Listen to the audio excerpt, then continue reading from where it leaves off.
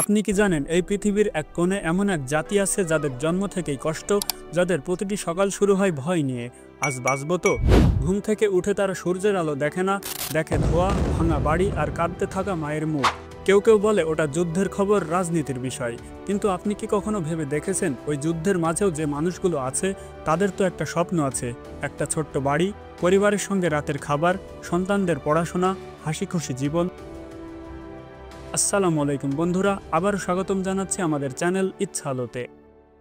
আজকের ভিডিওতে আমরা সেই গল্প জানবো, বুঝবো কেন এই লড়াই আজও থেমে যায়নি এবং কিভাবে এই গল্প আমাদের মানবতা, ন্যায় বিচার আর শান্তির শিক্ষা দিতে পারে। ফিলিস্তিন আজকের মধ্যপ্রাচ্যের ছোট্ট একটি এলাকা, ভূমধ্যসাগর আর জর্ডান নদীর মধ্যে। বহু শতাব্দী ধরে এখানে মানুষ বসবাস করছে। রোমান, বাইজেন্টাইন, ইসলামী খিলাফত, ক্রুসেডার এবং ওসমানীয় সাম্রাজ্য সবই এখানে রাজত্ব করেছে। এই অঞ্চলে গ্রাম, বাজার, স্কুল, মসজিদ এবং ছোট ছোট শহর ছিল। মানুষ শান্তিতে বসবাস করত, তাদের জীবন ধীর, সহজ এবং প্রাকৃতিক। কিন্তু 1917 সালে প্রথম বিশ্বযুদ্ধের সময় ব্রিটেন ফিলিস্তিন দখল করে।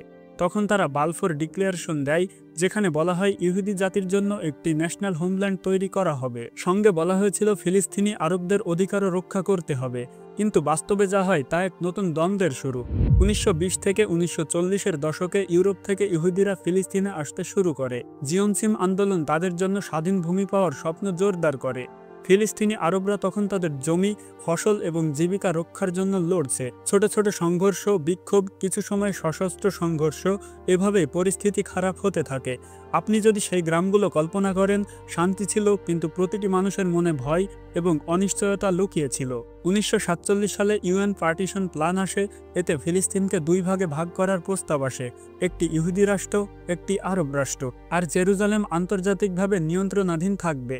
অনেক ফিলিস্তিনি এবং প্রতিবেশী আরব দেশ এটি মেনে নেয়নি। এরপর 1948 সালের 14 মে ইসরায়েল রাষ্ট্র ঘোষণা করে।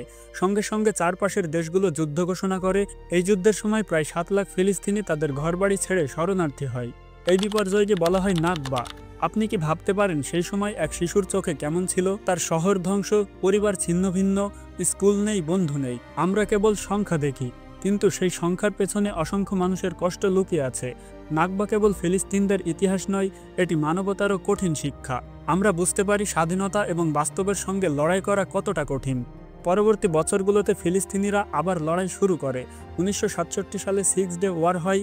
এই যুদ্ধের পর ইসরায়েল পশ্চিম তীর, গাজা স্ট্রিপ, পূর্ব জেরুজালেম এবং গলান হাইটস দখল করে। ফিলিস্তিনদের জীবন আরও কঠিন হয়ে যায়। আজও গাজা স্ট্রিপ পুরোপুরি অবরুদ্ধ, খাবার, পানি, বিদ্যুৎ, চিকিৎসা সবই সীমিত। শিশুদের স্কুলে যাওয়া মানে ঝুঁকি, খেলা মানে বিপদ। পশ্চিম তীরের বসতিগুলো বাড়ছে, যা আন্তর্জাতিকভাবে বিতর্কিত।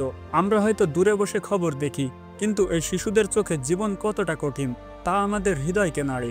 যুদ্ধ কেবল জমি দখলের জন্য নয়, এটি আন্তর্জাতিক রাজনীতি, মানবাধিকার আর ন্যায় বিচারেরও পরীক্ষা। ইউএন রেজলিউশন 242, বিভিন্ন সিজফায়ার চুক্তি আর শান্তি পরিকল্পনা এসেছে। অনেক দেশ ফিলিস্তিনকে রাষ্ট্র স্বীকৃতি দিয়েছে, কিন্তু সংঘাত থামেনি। আমরা বুঝতে পারি শান্তি কেবল অস্ত্রবিরতি দিয়ে আসে না।